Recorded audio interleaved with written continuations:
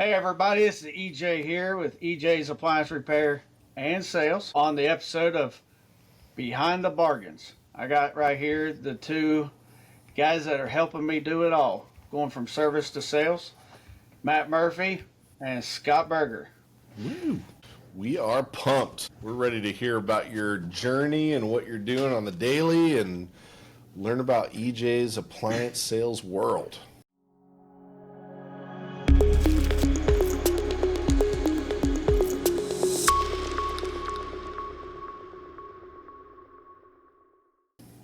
What's going on? I'll tell you, whenever you take some time off, you always come back and you find the holes in your business. But that's kind of what's been going on this week, is filling some holes. Matt has been mentoring me this week, as well as Scott when he has time from running his enterprise. But yeah, that's what's going on right now. We're trying to get the traction so that we can get the ball rolling and get some consistency, but lining some things out. Yeah, you said whenever you take time off from the business, you find the holes. That's why I never take time off. I don't want to see the holes in the business. Gosh, just working just over a half a day, ain't you? So how was MSA? MSA was my first time. I've been to ASTI and PSA. It was similar, but it was a new energy that I hadn't seen at the others. For me, it was just a welcome escape. Like I probably shouldn't have went for the business stage that we're in, but I had been working 6 days or 7 days a week for 3 months, and I needed a little release. It was good having dinner with a few people. We had some prayers. That's what we do, but it was good. I've never been to MSA before. We've actually been MSA members for several years, but I hadn't been to MSA before. They put on a good show, and I'm told that was actually less than average for what they do. 700 something people showed up though. Yeah. Well, if Marcone starts carrying the basket bushing, then we'll talk. Yeah, it's funny. Some of the OEM guys are starting to carry it. They'll get there eventually, but it's starting to be demanded, I think, so they kind of have to. I'll tell you this, Scott. It was a topic of discussion in a few circles I was in. Oh, really? And I didn't even have to bring it up. But Marcone knows about you. Oh, yeah. They know about this basket bushing. Mm-hmm. And I think we'll just say they should do it. Yeah, they should. If you're listening, Marcone, get the basket pushing. So working on the business, not in the business, that was a real struggle for me. About 4 years ago, I had to have my hands in everything. Literally everything. And the business could only go or grow or advance as fast as I could make it go. And it was very taxing on my employees, our growth, everything. And now I'm probably a little bit too hands off for what it's worth, but I don't know that balance, but I feel you, man. Working in the business, whenever you're a business owner, you that's just the space you want to live in. Yeah. You want to influence, you want to improve, you want it your way or the highway. Yeah, it's there's just so many changes that are happening.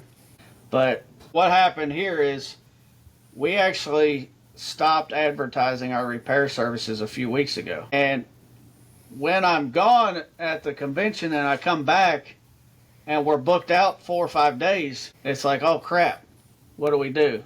Some people look at being booked out 5 days is awesome. Mm-hmm. You got guaranteed work. Well, you're setting up customers for disappointment.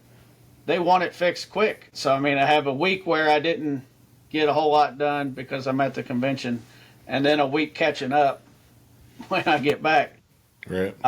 And that's what Matt was kind of going over with me, is we need to hone in on these processes so that this can happen without me. Yeah, the whole concept of not being your own best employee comes from something I had to learn the hard way too. My first incarnation as a sales manager, I took over a struggling appliance department that wasn't making money. They had 6 employees on the floor. Everybody was working a 40-hour work week, and maybe together about $1 million in revenue. It was just not what it was supposed to be. And so I had started by just doing the work myself and selling like crazy and grabbing every customer and making great experiences. But A, it was exhausting. You burn yourself out really quickly. And B, what ends up happening is the people around you actually get worse at their jobs because they become dependent on your ability to supplement their deficiencies. So when you're your own best employee, but you're supposed to be in charge, the people around you start to lose skills quickly and they start to become even less effective. And so now your job becomes that much harder. For every skill that they lose or however much atrophy occurs, your job is now twice or 3 times or 4 times as hard. What a sales leader or a business owner should be doing is, hey, you have great skills, you have great skills, you have great skills. We put you all together in a basket, and then anytime you need something, that's where we have this back and forth to support you. But it took a while to get there with the sales team that I had taken over because they had never had that. They'd never experienced that. They'd never been used to it. And so they would come to me and say, oh, well, this customer's looking at Thermador. Like, okay, cool. What products? Do they know dimensions? Are they remodeling? Like, I had to teach them questions to ask the customer before I could help them. So instead of just going in and taking over the interaction and letting that salesperson go to do something easy like sell a washer and dryer, I was forcing them to learn how to do the things that I can do so that when they come to me and they're stuck, it's now not because they're stuck because they know nothing about Thermador. It's they're stuck because the customer needs a 36-inch range and a compatible telescopic downdraft to go behind it with a remote blower outside, and they're not sure what specification of cable they need to sell for the remote blower to connect back to the telescopic downdraft. Like, those are the questions I want to answer. I don't want to answer, or are they remodeling? Like, that's at that point, I might as well just go do the sale. Right. Our techs, they're not salesmen. And we're trying to teach them how to advise on repair or replace. And then if it is replace and we don't have it on our website, what kind of information to get to me, the salesperson at this time, to close the deal. And I'll tell you, bare minimum is measurements. And then I catch myself asking different questions that pop in my head because I don't have the process yet, and I know we're working on one, but I'm trying to learn what it is. And one thing is, not everybody wants to replace like for like. And what you were talking about there in the lifestyle things, you know, what's important to you? Maybe they inherited this appliance because they bought the house 3 years ago, and they've not liked this fridge this whole time, but they weren't really in the market to buy a new one. But now they got this opportunity. What kind of things do you like to ask for in, say, a refrigerator replacement? The biggest thing that I start with whenever somebody's in the mood to shop for a refrigerator is, okay, so what don't you like about your current fridge? And this is generally applicable across pretty much every appliance type unless it's a brand new build house. But even then, that kind of plays in. Like, well, talk to me about your past experience with the product that you've had or products in the past that you've had, and what didn't you like? Because customers will tell you very easily when they don't like something, but they have a hard time committing to something that they feel like they might like. So if you go into the sales process with, in your head, that's something they might like, you have to convince them.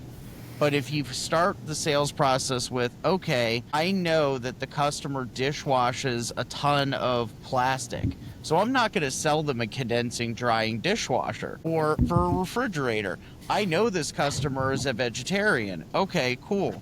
I'm going to sell them a Samsung 4-door Flex because they have the option of converting the lower right-hand compartment to a refrigerator. Vegetarians don't eat frozen foods typically, and the ones that do, usually very small proportion. So that extra refrigerator capacity is a huge selling point to somebody with that particular lifestyle. The flip side of that is somebody that likes to drink, probably going to appreciate a built-in wine drawer like Bosch has in one of their 800 series refrigerators. There's things that you can uncover through a general conversation with somebody to expose what they should buy. But even outside of niche products, general things like, how often are you grocery shopping? And the customer says, we go shopping on Saturdays. Okay, cool. So when you get home from shopping or before you go shopping, how much food do you throw out? That's a hard question because no one would expect to be asked that in a transaction to buy a refrigerator, but it leads into a very important sales topic, which refrigeration isn't a simple conversation. It's actually very complicated because across price points, you get better or worse food preservation.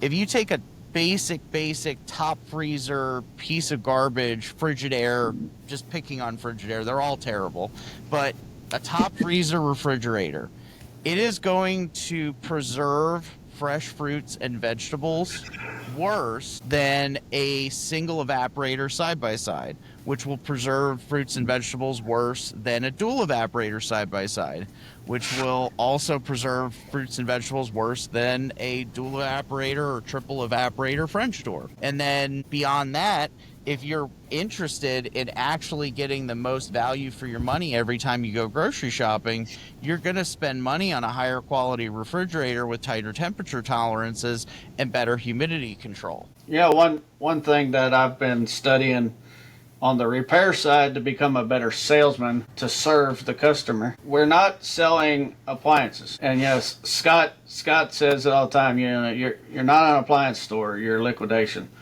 But in front of the customer, I'm selling a change of their lifestyle. As long as you can apply it, you can typically work somebody into making a much larger purchase than they ever anticipated from that one point with that one product category. A lot of people enter appliance sales with the mentality, fridge broke, fix fridge. Okay. Problem solved. It's almost like this caveman-like progression to standing upright, to walking, to running, to, building a telephone. There's levels of technological progression. There's also levels of capacity to relate products to people's lifestyles. And that's really where package selling comes in, because that's the core of our industry. You don't want to just sell the thing. Selling the thing outside of scratch and dent doesn't really do much for your business. Selling the things that go with the things do. And that's more applicable with scratch and dent than even it is with brand new product, because if you manage to sell a dryer and a washer together as scratch and dent pieces, you're rocking 70-80% margins. One thing we were talking about is, and it's kind of fun to be involved in these conversations right now because you two are so entrenched in appliance sales, and I've been practicing 5+ years convincing people to repair and not go buy a new one. So now we're transitioning from a sales staff in the building to technicians trying to do this. If you had a group of technicians sitting here watching, what would you say to them to help them understand what we're doing here? I mean, the first thing I would say is the average age of somebody that is voluntarily going to call a repairman out to their house to fix an appliance is 65 plus. The average likelihood of somebody, I think it's 28 and younger, according to Trackline, to call a repairman versus somebody over 65 is a 4 times difference. So that means that somebody under 28 is 4 times less likely to call a repairman than somebody over 65. We all love our over 65 customers, but we know that it's a dwindling population. And so we have to understand that the younger folk are not interested in having things repaired because they've fully embraced the idea that we live in a disposable society. So if our customer base isn't replenishing. The 40 to 50 age range is kind of in between there, and they're 2 times less likely to call. And our core base of customers is going away. Are we doing ourselves a disservice by not being willing to participate in what we all know is the trend of the industry, where products are now disposable? Certain price point products, right? Yeah. Once you reach past a threshold of MSRP on products, you're getting into some premium stuff. Like repair still has a place. Yeah. I mean, I'm talking about mass market. Hey, I have a $3.99 Frigidaire dishwasher and it's not drying anymore. I mean, there's no amount of repair that makes sense for that. So let's just play that game out, and I'll use my repair numbers. So 119 service charge, and let's just say a heating element. We're going to be 159 in labor, so that's 248 in service charge and labor. Did I do that right? No, 288. And then you got the part.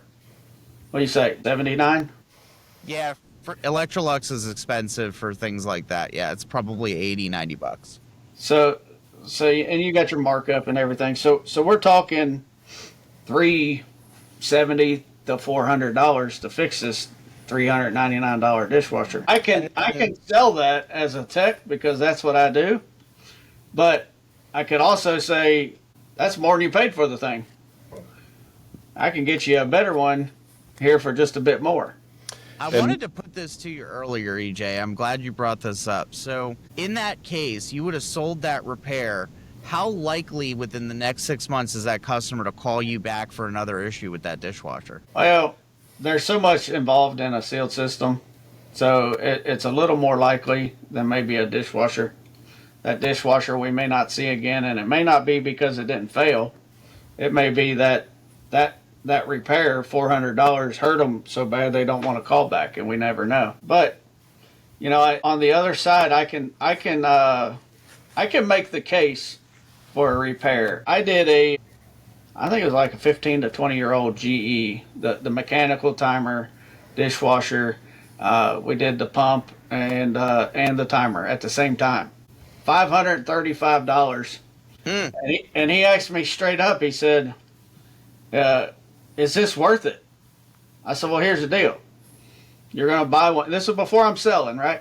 Mm-hmm. I said, you're going to buy one, $600, $650. These GEs, I mean, it may not wash the dishes as good as some of the new ones, but they're built like tanks. They're built to last. And I'm saying, hey, I'm replacing the timer and the whole pump assembly. It's basically new. Or you can go buy another one for $650. You got to spend the time going and picking it out, set aside time to get it delivered, pay for the delivery. You could be $800, $900 to replace your $500 dishwasher. But in these cases, like you're talking about the Frigidaire, I don't know that I would push a $400 repair on a $600 Frigidaire because they're more susceptible to failure the more times you work on it. I think that's true of any product, and that was kind of the point I was getting at, is especially with something like sealed system repair, your chances of something else going wrong with that product in a very short period of time are a lot higher. And is it a service to your customers to put them at risk of having to pay for a $1,000 sealed system repair and then lose food again because something else went wrong? Yeah, and I think it's strictly price point based. So like, same scenario, you have a Bertazzoni refrigerator that's $6,000, right? Number one, they don't fail as often, I would assume, as some of the lower price point products. So it's a higher quality piece to begin with. So you already have a level of repair versus replace in the favor of doing the repair, right? Absolutely. And then also the original price point of the product, the timeline to get it. I mean, there's a lot of pieces that go into do I repair or do I replace. So I think the bigger focus of what we're actually talking about here is those lower price point units and how you handle them to still give the customer a good solution and to make profitable business moves. And what's good doesn't necessarily mesh with what's perfect for each individual person. So just being able to separate that out and understand what it is to begin with, right? Like lifestyle choices, product durability, like those two things are two separate talking points there. You know what's been really eye-opening for me is the other show, Appliances Unboxed. Seeing Ben go through all these different models and show what they're good at, what they're bad at, the pros and cons. You know, as a young tech, being 5 years in, I find myself following what other repair techs do. But as I learn more about the products and not just the repairs that we do, the features, the functionality, the efficiencies, all these different things, it's really opening my eyes to what I can actually recommend. And now I need to get that information through to my 3 techs so that they can unprogram the stuff that I programmed them to say, that I was programmed to say. You know, I don't know why you would recommend anybody to buy the Amana top load unless they're just looking for the cheapest because they don't care about any of the other stuff. And then, yeah, buy whatever you want. You know, I'm just here to sell it to you, but if you want some real advice, here's the things that we have that'll solve your problems. There's a point, actually I've got 2 points from each of the podcasts, but one of them from Appliances Unboxed. What cycle do you use on your dishwasher the most often? I use normal. Oh, you're one of them. No. Matt, what was yours? Yours was auto dry? Auto wash, sanitize, rinse, extra dry. That is the formula on my dishwasher at home. Yeah. And it works quite well because the advantage of turbidity sensing is it doesn't have to care about the EPA's regulations on how much water the thing can use. I am all for water efficiency in laundry appliances.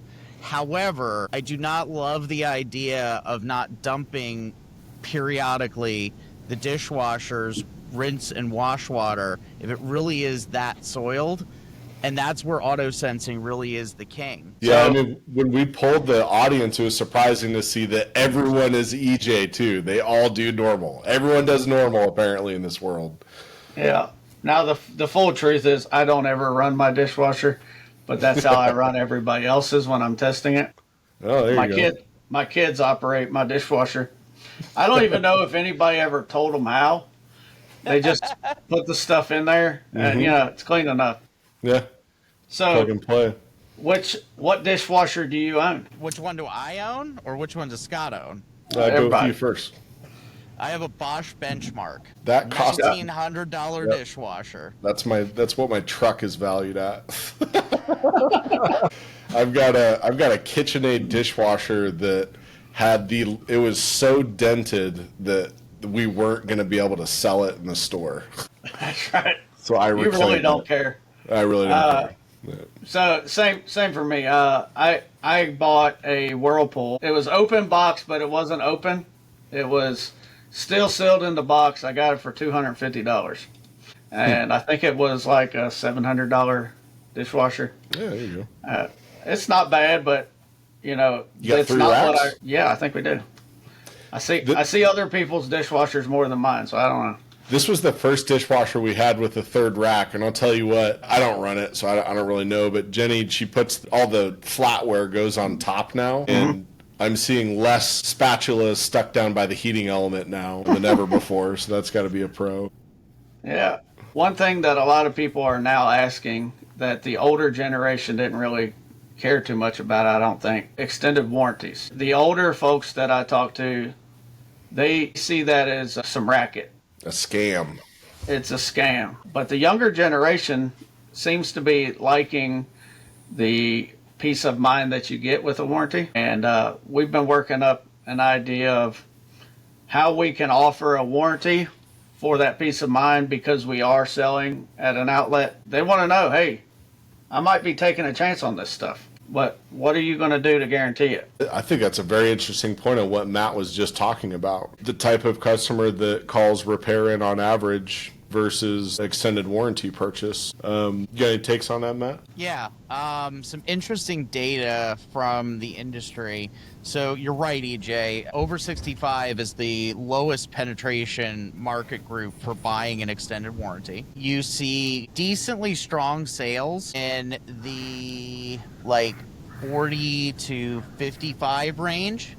And then you notice a precipitous drop in people that are somewhere at least right now, between 29 and 35. Now, the COVID generation, so people who are maturing and becoming homeowners and getting out into the world, are buying extended warranties at a massively higher rate than the people who aged out of being a minor before COVID. And it's interesting to see that. And I know where it comes from, or at least I think I do. How much of a drop off in quality control and product quality did you guys see during COVID? Because I know what my experience was, and it wasn't pretty. Well, I'd say it had something to do with closing all non-essential factories for a while, and then they lost the backstock of supply. And I saw my business that started in 2019 just blow up. Hey, I landed on the right thing. And I would imagine trying to catch up with the production and make up for the productivity cuts is causing a lot of quality issues. I know that we're 5 years past COVID and repair is still pretty strong. We're finally getting to a normal, which I've never known a normal. 6 years in business, it's all been this. I don't know what normal is. And I don't even know if the old normal of 2019 is going to be normal ever again. I mean, during COVID, I had a customer buy a range that cost more than a brand new Honda Civic. It took 8 months to come in. We delivered it, hooked it up, got it plugged in. Chinese characters on the display. No functions from the oven. No functions from either oven. You couldn't light any of the burners. It was just complete DOA. $29,000 appliance that took 8 months to get during COVID. Straight up DOA. The technician from the manufacturer came out, said, this needs to be exchanged. There's no saving this thing. 8 more months. Wow. Good night. So I got the customer an Apple Red Viking range, and they were very happy because they got it in 3 weeks. Yep. All right, Matt. So if we're setting up, as I am setting up, a warranty process, what kind of things would you be recommending? So the common pushback that you get with extended warranties is typically the perceived value versus the price. Well, shouldn't this thing last for 5 years? It's $3,000. It should last for 5 years, right? That is a very common reaction from customers, especially when they're buying refrigerators. And you have to have a weird conversation as a repair person to get around that. So the way we used to get around it on the sales floor was, look, I understand what you're saying, but it is impossible for me to sell you a refrigerator that's going to last as long as your other one did. I physically cannot sell you a refrigerator that I can stand behind the assertion that it'll last 15 to 20 years. I could sell you a $20,000 Sub-Zero, and it still might die in 5 years. There's zero guarantees. You've even seen high-end manufacturers like Sub-Zero Wolf back off of their marketing language really hard without making any waves about it. They used to say that Sub-Zero refrigeration was built for 20 years.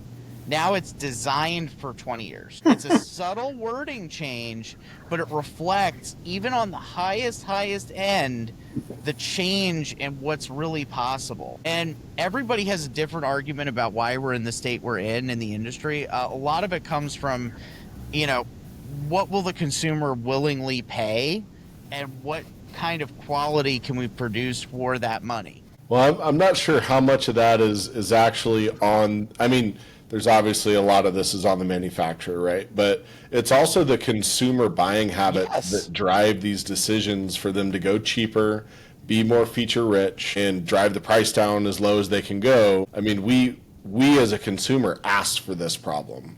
It's not like they just manufactured it. Them as a seller of goods are going to make the things that we request as a consumer. So we have just demanded the wrong thing this entire time. Our parents had it right. The Baytag man had it right. The durability stuff, they had it right. They didn't have the tech yet to have all the things that Matt's talking about, but they would have got there. They would have got there with the features and functions. But we got to remember that we asked for this, and we got it. And that's really why buying an extended warranty is important. Yep. Like, you can't, as a consumer, control for these things. You can't make a buying decision to assure yourself in any meaningful way that you're not going to have an issue with the product. And like you brought up, EJ, like buying scratch and dent and customer feeling like they're taking a risk on the product. You're taking a lower risk on buying a pre-tested open box than you are buying something brand new, because right out of the packaging, appliances have about a 5 to 8% failure rate. Mm-hmm. You just had one today, right? Someone bought a brand new wall oven, and it was damaged, right? Yeah. Yep. It was damaged, and apparently we have a board issue. Brand new in the box. Yeah. Yeah. So I have to RA that when it gets back here, but we're leaving it with the customer in the meantime until another one comes in. But it's like, what are we doing? Like, from mishandling the product all along the way to when it finally gets in the customer's home, it may not work. Like, we are not building quality, and we're not building repairable. So the idea that buying scratch and dent that's been tested is some kind of risk is actually kind of a fallacy. You should feel more confident in the scratch and dent than you should buying the brand new thing in the box. You know, that's a big difference, though, because when people think about scratch and dent, they think the big box store, and it's just sitting there, and you know, it is a bigger gamble. Mm-hmm. So I need to add that to my marketing and the script when I'm talking about the scratch and dent being not only scratch and dent, but it is opened and pre-tested, guaranteed to work. Yeah. And then we give them the 1-year warranty when they buy it. And then the next step is getting them into the 2, 3, 4, 5-year warranty as well.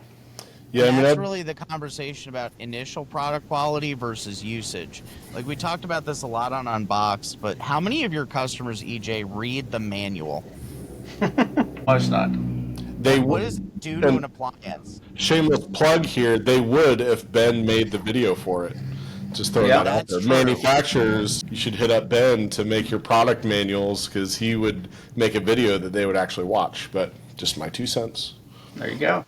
But how do you as a sales organization and a repair company control for customers refusing to read the manual? And what does that do to an appliance over the next 2, 3, 4, 5 years? And the conversation you need to have with the customer is, look, let's be realistic. Like, unless you're going to 100% commit to maintaining this product perfectly as specified in the manual and do it without fail at every prescribed interval, you should buy an extended warranty. Because chances are, if you're like me, you're maybe not going to pay attention to certain things when you're supposed to. Maybe you're going to make mistakes. You get forgetful. You don't clean the condenser coils on the refrigerator every couple months and get all the cat hair out, because I see 5 cats in here, Grandma. Like, that happens, and that kills a refrigerator. But if the customer is not willing or capable of committing to doing that consistently, that product is going to die early and is going to need repair early, because it is going to build up a lot of internal heat and humidity. And that's specifically what extended warranties are for, because they're not extended warranties. They're protection plans. They go above and beyond a manufacturer's warranty. And that's really what you're selling people, is it's not an extended warranty. An extended warranty is just a continuation, same terms and conditions. A protection plan gives you coverage for the things that the manufacturer doesn't cover you for over a much longer term, so that if you are making mistakes with how you're taking care of the product, or you're not perfect about how you use the product in your home, you don't have to worry about it. It's not a thing in the back of your head that kind of eats at you periodically. What I try to pitch is the peace of mind. Because we do that same thing with our membership plan. On the repair side, they get free service calls on all their appliances, 10% off the labor and parts, and I'm adding in that they can get a discount on new appliances when they're ready, and priority scheduling. So some people are like, oh my gosh, that's this much a year. It's like, okay, yeah. It's for some people and not for some people. If you value the peace of mind of knowing you're covered, that's what you do. That's why some people have home warranties and some don't. And you know, one thing that I've got in my mind is all the pain that people have to go through to cash in their manufacturer warranty or their home warranty. I mean, those places make money by not giving you what they said they would. That's why techs don't want to work for warranty companies. And that's why, you know, everybody hates their home warranty. You know, unless they get a brand new AC or a roof, they don't really like it because it's a pain. You got to pay the deductible and deal with the whole process. The speed factor is taken out. The service factor is taken out. It's an interesting space that you're in where you're a servicer and you're doing sales. And whenever you find that sweet spot in between the balance of service and sales, I think it's going to be really successful. So it's going to be pretty cool to follow along your journey and see how it goes. But absolutely. So we've covered a lot today for this episode. Some things to look out for next episode. I know we said we were going to talk about the Google profile. It's not quite ready yet, so we're going to But next week, put that in. Next week it'll be on. I've got my grand opening scheduled for 2 weeks from now. Awesome. And so we'll talk about some of the things that we're doing to get ready for that. Love it. Make sure you come back to Behind the Bargains on the Appliance Pulse for the next episode. Yeah, give us a like and subscribe. We will see you guys on the next one.